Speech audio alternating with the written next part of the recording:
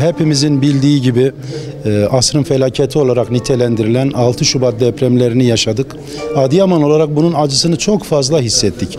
Kayıplarımız oldu, çok büyük enkazların altında kaldık. Bütün bunları bu sene okullarımız açıldığından bu yana Yunus Hocam'ın koordinesinde resim öğretmenimiz, tüm öğrencilerimiz depremden kalan anılarını, alıntılarını, depremle ilgili o güçlü etkileri tuvale yansıttılar. Bu vesileyle acılarımızı tekrar hatırladık, unutmamak üzere hatırladık. Çünkü bunlardan ders çıkarmamız lazım. Daha sağlam, daha düzenli, daha dirayetli şehirler inşa etmemiz lazım. Eğitimle bunun olacağını biliyoruz ve biz şunu çok iyi biliyoruz ki toplumda en büyük normalleşme ve en hızlı normalleşme okullarla olur. Okul yoluyla biz normal bir hayata hızla dönmenin çalışmaları, çabaları içerisindeyiz. Resim sergisini açmamızdaki amaç şöyle, şimdi depremde 6 Şubat depremini biz yaşadık.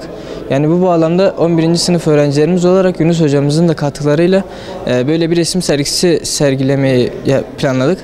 Şimdi burada yani asıl amacımız bunu görmeyenlerin, yani görenlerin de görmeyenlerin de yani bunu bir kere daha yaşaması. Biz bugünü yas ilan ettik. Filistin'i biz her zaman gündemde görüyoruz. Yani orada da yani bizim kardeşlerimiz var. Her gün çocuklar ölüyor. Anneleri, babaları yani ne durumda onları görüyoruz. Çocukların orada aç oldukları zaten göz önünde. Yani biz şu an burada 6 Şubat'ı yaşadık ama belki biz biraz düzeldik ama onlar şu an bizden daha kötü durumdalar. Ya biz hepimiz bu konuda hemfikiriz.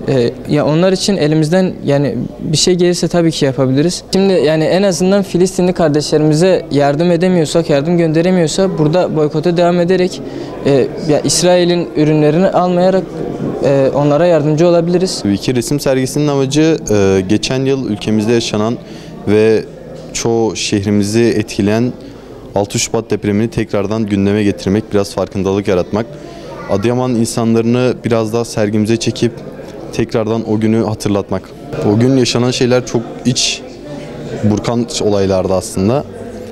Hani her taraftan gelen bağırışma sesleri, her taraftan yardım isteyen insanlar, hani enkaz altında kalmayan insanlar için de çok zor bir durumdu. Çünkü hani sağımıza baktığımız insanlar bizden yardım istedi, solumuza baktıklarımız yardım istedi. O yüzden kime yardım edeceğimizi biz de bilemedik.